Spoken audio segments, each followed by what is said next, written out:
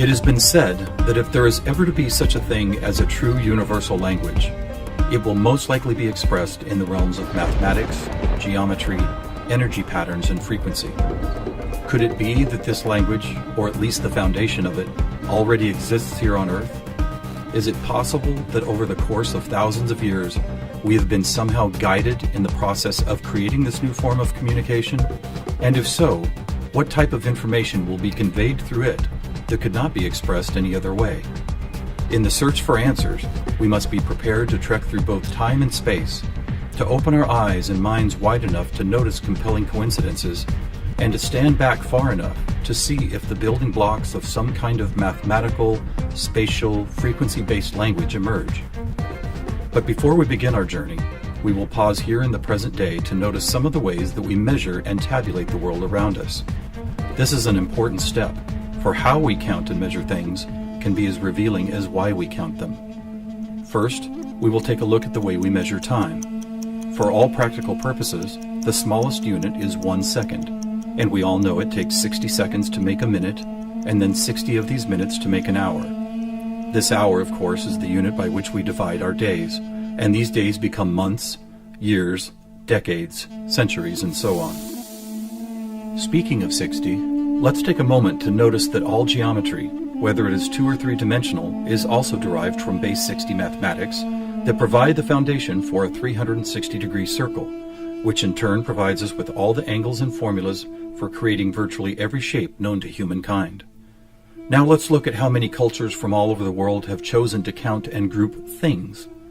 Right away, we see that we have been attracted to the number 12. 12 eggs in a dozen, 12 months in a year, 12 inches in a foot, 12 signs of the zodiac. Strangely, whether it's tallying disciples or mythical gods, the number 12 appears often in the telling of our greatest stories about ourselves. And what about distance? Your local town might be measured in meters or other units, but when we talk about measuring our planet, the standards we all use revert back to base 60 units of miles, minutes, or geometrical degrees. Are you noticing the pattern here? We seem to be encountering a lot of 12s and 60s. Are they related? And if so, how? To answer that piece of the puzzle, we must travel roughly 5,000 years back in time to visit the ancient Sumerian culture of Mesopotamia, for here is where our 1260-based math comes from. This counting system, which was invented by the same people who produced the world's first written language, involved counting the knuckles of the 4 long fingers on one hand and then multiplying them by all 5 digits on the other hand. If you do this, you will get a maximum number of 12 knuckles times 5 fingers, which of course totals 60. How these cosmic jumps in language and mathematics occurred so suddenly is open to debate. But it is interesting to note that the ancient Sumerians themselves wrote about being given this information by sky god visitors they called the Anunnaki.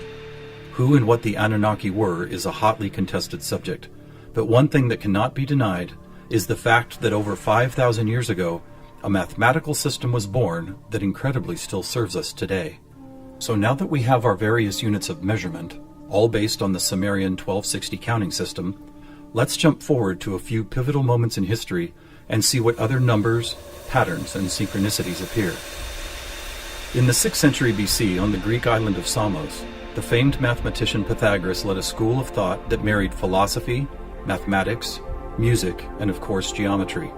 And while Pythagoras did not discover advanced geometry, he did apply it in new ways, especially to music.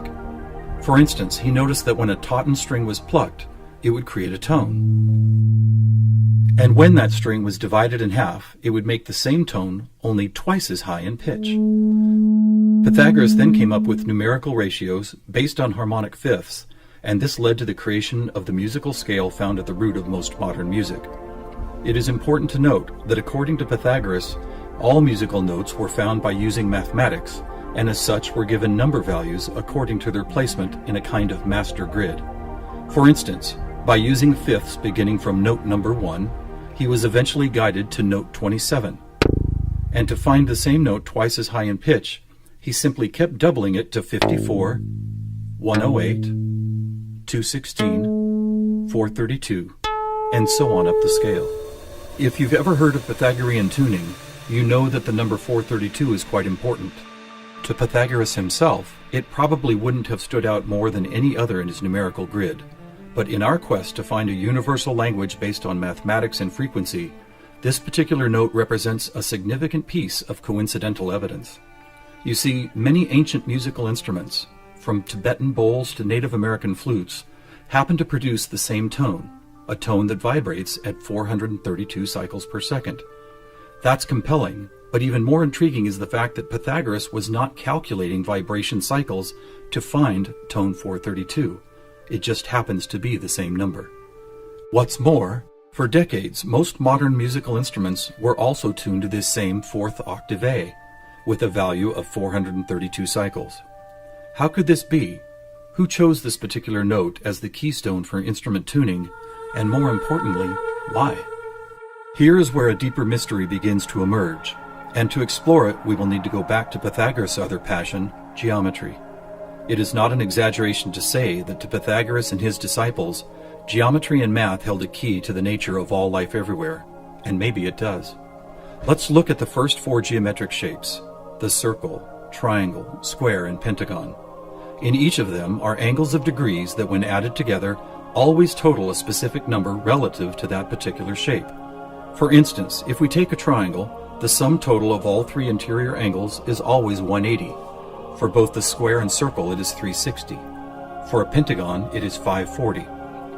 Now at this moment, let's step back and look at these numbers in a different way, as there seems to be something about them that reaches beyond a simple sum of angles. Did you notice that they happen to be in the same numerical neighborhood as tone 432? What's more, they all add up to 9, just like 432. As an experiment, let's take a look at the numbers found in basic geometric shapes, then apply those numbers as vibration cycles to hear the tones they produce. First, let's listen to what the 180 total degrees contained in a triangle sound like.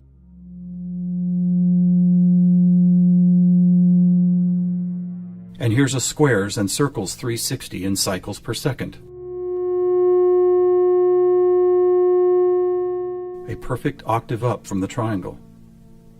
What about the pentagon at 540? That sounds like a harmonic fifth of the other two. That's interesting. What are these tones? They are F sharp and its perfect harmonic fifth of C sharp. Let's keep going. What does a hexagon 720 sound like? Another F sharp. Here's a seven-sided septagon, which totals 900.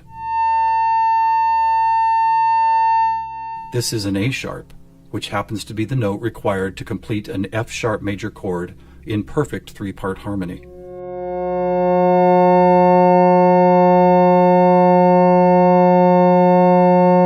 And finally the octagon, where we get 1080, another C sharp. Suddenly, geometry is expressed by tones, and these tones just happen to create the most beautiful form of music, a perfect three-part major chord in the key of F sharp.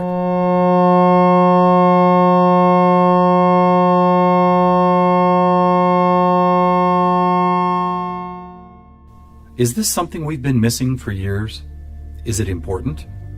To the famous philosopher and mathematician Plato, the answer would have been a resounding yes, for it is Plato who advanced the study of two-dimensional geometry into three-dimensional geometry, and who began to recognize that nature, whether expressed as a tone, the petal design of a flower, or the spiraling design of a seashell, seemed to follow a 3D mathematical pattern.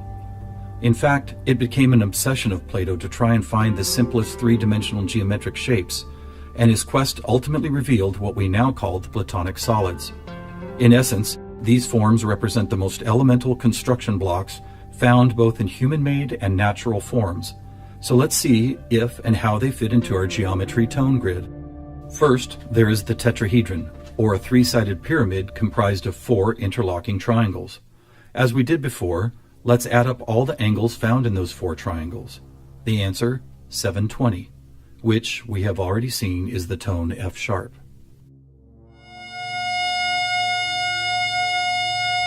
Next, we have the cube, whose six 360-degree squares totals 2160. What does it sound like?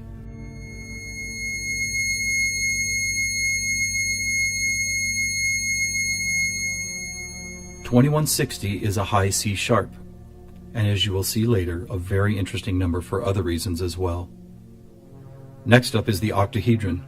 Constructed of 8 triangles, this shape totals 1440, which is another perfect F sharp higher up the scale. The icosahedron is made up of 20 triangles, so the total number of degrees is 3600. As a tone, 3600 vibration cycles create the A sharp needed to complete yet another F sharp major chord that sounds like this.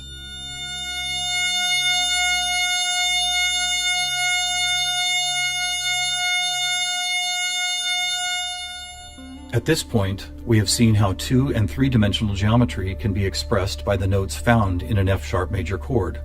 Could this also be true with what is known as sacred geometry?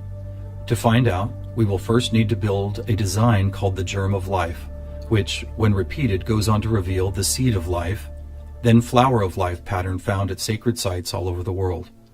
First, we start with a circle at 360 degrees, which is the familiar F sharp. We then add our second circle, bringing the total to 720, another F sharp. 3 circles totals 1080, which provides the harmonic fifth of C sharp. 4 circles is 1440, another F sharp. 5 circles totals 1800, or the A sharp needed to once again provide the harmonic third of an F sharp major chord. And finally the 6th circle, which brings the total to 2160, another C sharp. Amazing! It's as if we can now both see and hear the flower of life pattern that has intrigued humankind for thousands of years. So now we have 2-dimensional geometry, 3-dimensional geometry, and even sacred geometry being represented by different variations of an F sharp major chord. How is this not common knowledge? How have we missed this connection? There are actually 3 explanations. 1, for reasons ranging from the mundane to the conspiratorial, musical instruments are no longer tuned to an A vibrating at 432 cycles per second, but rather 440. 2, modern tuning calls for equal temperament, which no longer adheres to Pythagoras' whole number simplicity. And 3, the tuning method required to reveal geometric shapes is based on a mathematical grid rather than mathematical ratios. This grid, if it had a name, would probably be called something like factor 9, because the number 9 is found not only in the sum of every note on the grid, but also as the number required to move up or down the scale. For instance, if we started at note A at 216 cycles, all we would have to do is add or subtract the number 9 to reveal all the other tones in that octave. And it is here, on this incredible factor 9 grid, that we find not just some of our geometric numbers, but all of them. Conversely, modern A440 tuning reveals not one correlation to geometric numbers. Now let's go back for a moment and take a look at one of these numbers, 2160, the number expressed by both the cube and the germ of life pattern. You may have already noticed that without the 0, it is exactly half of our magic 432. That's worth noting, but what is even more intriguing is the way this number keeps showing up in other large-scale measurements. To discover one of these measurements, we will need to jump forward from Plato's time to when the Mayan civilization was flourishing. Roughly 1500 years ago, Mayan stargazers were the most accomplished astronomers the world had ever known. Their concept of cyclical time led to many incredible discoveries: the accurate length of a year, the exact dates of seasonal changes, even the moments when solar and lunar eclipses would occur. But their most amazing discovery was of something known as the precession of the equinox, which makes note of a very slow wobble of Earth's axis. Somehow aware of the fact that this wobble takes 25,920 years to complete, the Mayans called this cycle one great year, with each of its 12 great months requiring 2160 Earth years to complete. And what about this? Did you know that the diameter of our moon, when measured in miles, also happens to total, you guessed it, 2160? Lastly, watch what happens when we apply simple division to this highly synchronous number. 2160 divided by 2 is 1080, the angle sum of the octagon. By 3, 720, the total of the hexagon. By 4, 540, the pentagon. By 5, Are you ready? It's the ketone of 432. And by 6, 360, the number of both the square and circle. All F sharps and C sharps, with our 432A thrown into the mix, as if it were some kind of clue to solving a cosmic riddle. Maybe we should look at this number even more closely. As we've stated, our closest celestial neighbor, the Moon, is 2160 miles across, and 216 is exactly half of 432. What about the other large object in our sky? Were you aware that our Sun is 864,000 miles across? Incredibly, where the Moon's base number sequence is half of 432, the Sun's number sequence is exactly twice 432. And do you know how many seconds there are in a day? 86,400, or 43,200 for the 12 hours of day, and 43,200 for the 12 hours of night. Or try this. Take the 360 degrees found in the circular shape of our Sun and Moon, and then multiply it by the 12 hours of either day or night. The answer, 4320. Or how about this? What is the only whole number that when squared comes to within 0.01% accuracy to measuring the speed of light? 432. What is going on here? We have all these different things: Earth cycles, time and celestial measurements, geometry, sonic frequency, yet they are all represented by the same numbers over and over again. To answer that, we must search for the factor common to all of them, and that common factor is the 5,000-year-old Sumerian 1260 counting system. It is what gave us the inches to a foot, the seconds to a minute, and the 360 degrees in geometry. It's almost as if the sky god visitors, who the Sumerians called the Anunnaki, provided humanity with a counting system that would lead to the discovery of these synchronicities. Could it be that the number 432 really is some kind of cosmic key that unlocks a language of higher understanding? And if so, have these sky visitors ever been back to make sure we don't miss the importance of the 432 matrix?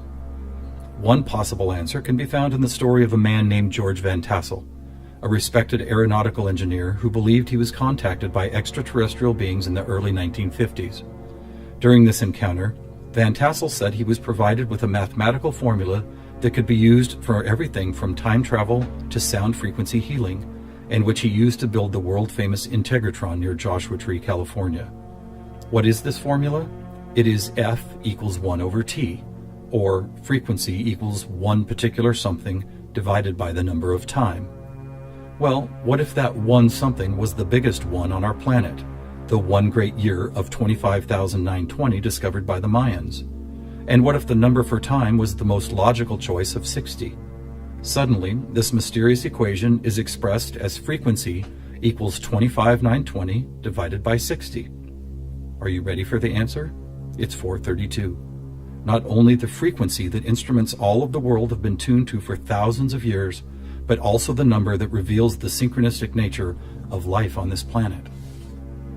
Noticing all these coincidences revealed by the 432 matrix and the Sumerian counting system, we must wonder if other ancient cultures were aware of them as well. Just scratching the surface, it would seem that they were. For example, let's take the Sumerian 12 and square it for a total of 144. Right off, we see that it is indeed a number and tone contained within our factor 9 grid. Expanding outward, we find 1440, then 144,000, which is a number that appears all over the world in the most compelling of ways. Take, for instance, the Great Pyramid of Giza. It happens to have been covered with 144,000 smooth white casing stones. To ancient Mayans, 144,000 days was the length of their 394-year back tune, a time cycle which has just begun again. In the Bible, we read that there will be 144,000 chosen ones redeemed from the earth prior to the apocalypse. Obviously, number sequences like these have been significant to many different cultures and religious sects, and to one enigmatic group in particular, the Freemasons. Were the earliest Masons, the supposed keepers of sacred information, also aware of the factor 9 grid, the 432 key, and the number 144,000? Their infatuation with the numbers 3 and 13 might be telling. For instance, if you divide 144,000 by 432, the answer is 333.3 into infinity. Or take a look at the back of a dollar bill. That famous unfinished pyramid could be revealing some interesting clues. For instance, there are 13 steps climbing the pyramid, and 13 times 33.3 is 432.9. Even the shape of the flat-topped pyramid appears to be made as if someone had drawn 4 dots in a line, then 3 above it, then 2 above that, and then connected those dots to reveal this iconic shape. And of course, let's not forget that the square root of our all-important factor 9 grid is 3 threes. Who else knew about 432? The answer is surprising. In India, large cycles of time are called Kali Yugas, and each one is 432,000 years long. In fact, the number 432 appears so often in sacred structures and myths, from Stonehenge to the pyramids, that author Joseph Campbell could not help but see it as the most important mythological number in history. So what do we have here?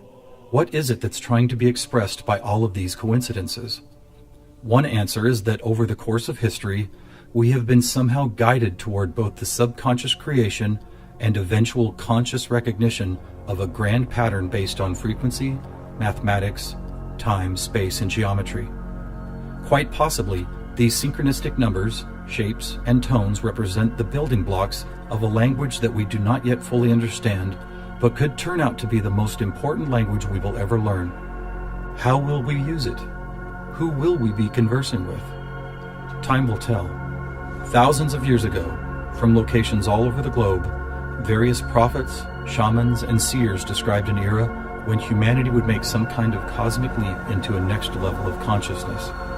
Here, at the dawning of the age of Aquarius and the start of a new Mayan Baktun cycle, maybe it's happening.